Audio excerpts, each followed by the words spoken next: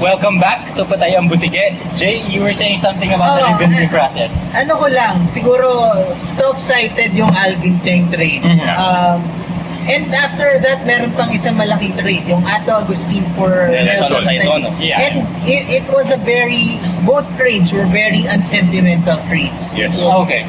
And ganun din yung nangyari dito kay Danny Siegel, kay Don Tiveros, kay Dorian Peña.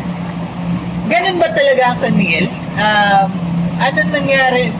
May pinagsamahan ba talaga? Yeah, good point. Kung titingnan natin, si Ato Agustin nasa San Miguel na ulit ngayon. Although I think it's a different group of people running the show. So, hindi natin alam kung may pinagsamahan. Kasi he was traded by yung dating sila Ron Jacobs, but this San Miguel team, I think, is managed by a different San Miguel team. Yeah. But I think what's weird about it was, I think sila Danny should have been traded long ago. Right. Diba? I mean, they weren't contributing, they weren't even playing a lot of minutes na.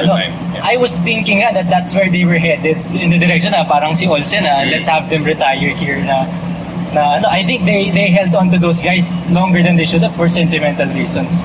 That's why this trade really surprised me also, di ba? I was expecting you hung on to these guys who weren't giving you anything for so long. Why did you decide to do this now? Right? And also, how about yung culture na Samboy Alan wasn't traded but Ato was traded.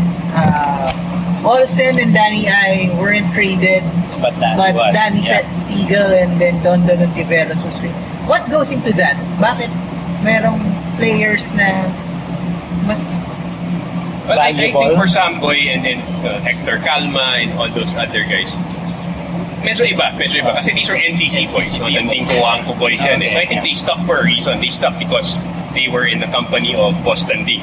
For these guys naman, I think I don't think there was really a central purpose to it. I think for the longest time, they stuck because San Miguel also hinged their marketing, their advertising on the two Danis. The Danis were an integral part of the image of San Miguel Beer, the San Miguel Beermen. But as a basketball team, I agree with you completely. They should have traded these guys a long time ago. My theory behind it is, the team became too fixated about finding the next point guard, the next great Olsen Rosella.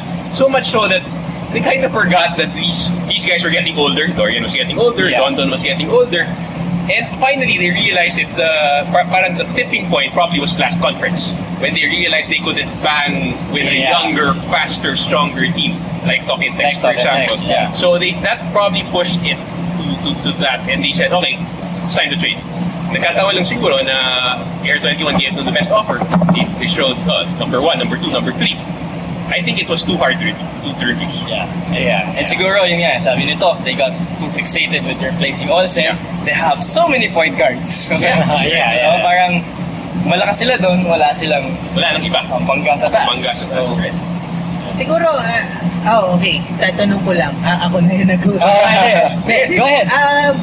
Siguro, during the Ron Jacobs era, nagsimula yon, Nelson Saitono was the superstar. But then when the two Danis came along and Nelson was unhappy, he was traded for an unheralded Nick Velasco. Alam ko si Dwight Lagos. Nick Velasco and Dwight Lagos. Diba? Yung trade na yun, a superstar for role players, it was medyo tama naman kasi nag-champion yung San Miguel pagkatapos. Pero does that trade happen today with this management?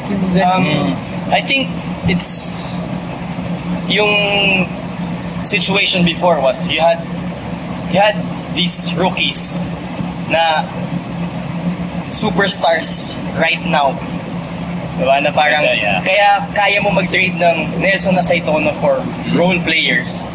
You have Daniel Defonso and you have Danny Siegel na Danny Siegel was an MVP candidate during his rookie year. Should have been MVP. So, kita-kita mo na But for me, I don't see Raba Aluseni being as dominant as Danny Siegel as a rookie. Kaya parang trading, kahit sabihin natin matanda na si Danny Siegel, he can still produce.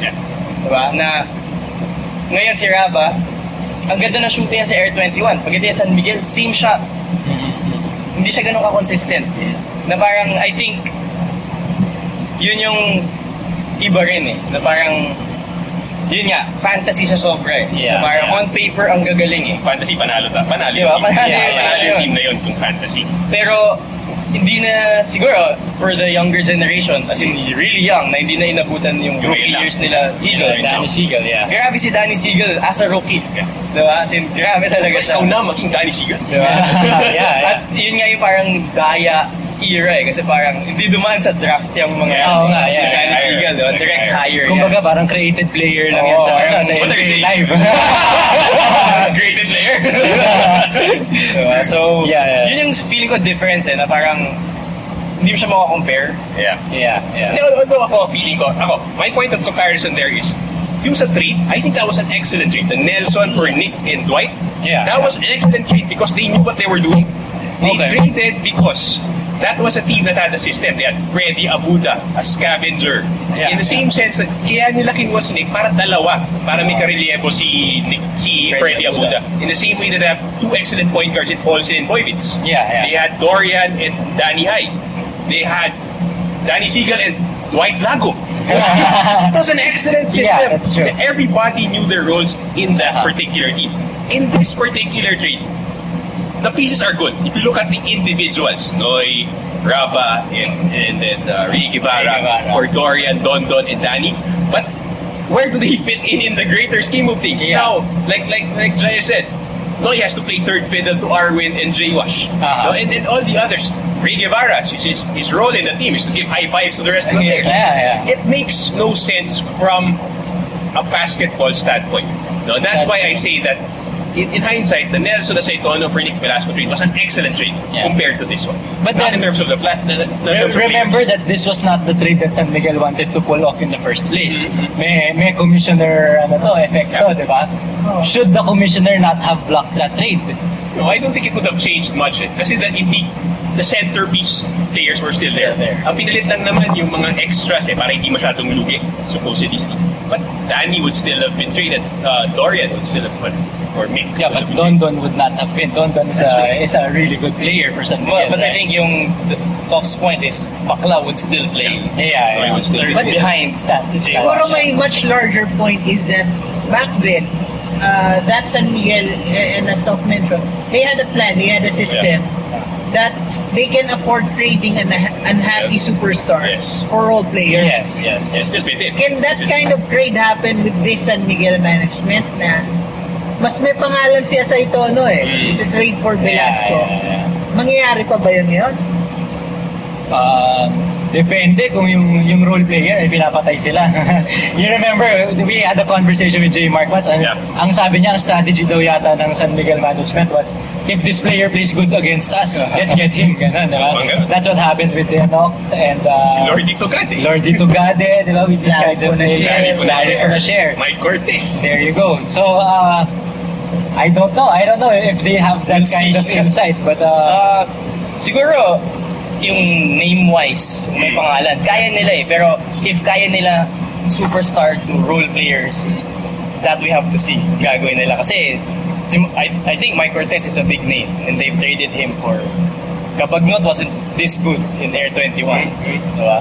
So feeling ko kung ganun, pero Kabagnot has a status na starter material yan. But I don't know if they can do an Aceitono for Nick Velasco. For example, there's this trade, a big recent trade that kind of ruined San Miguel's chemistry, which was giving up Martin Riz to acquire Arwin Santos. So, mas superstar si Arwin, pero observers would say, and it's proven with your foods, that Martin Riz is an essential component to any championship. Tangibles that he gives to the team. Ito bang San Miguel management, nakikita nila yung mga ganung differences? You want to ask? The bigger question is, sino bang tumitingin sa San Miguel management? Like, my question is, who's really calling the shots when it comes to it? Is it the team manager? Is it upper management? Is it somebody else? Because before we knew it was Ron Jacobs before. Whatever happened, everything passed through Coach Ron Jacobs. Now, bigger question is, who's really running the show? Who's making these trades? Okay, I don't guys, know. we need to take another quick break and we'll come back and return to this topic after.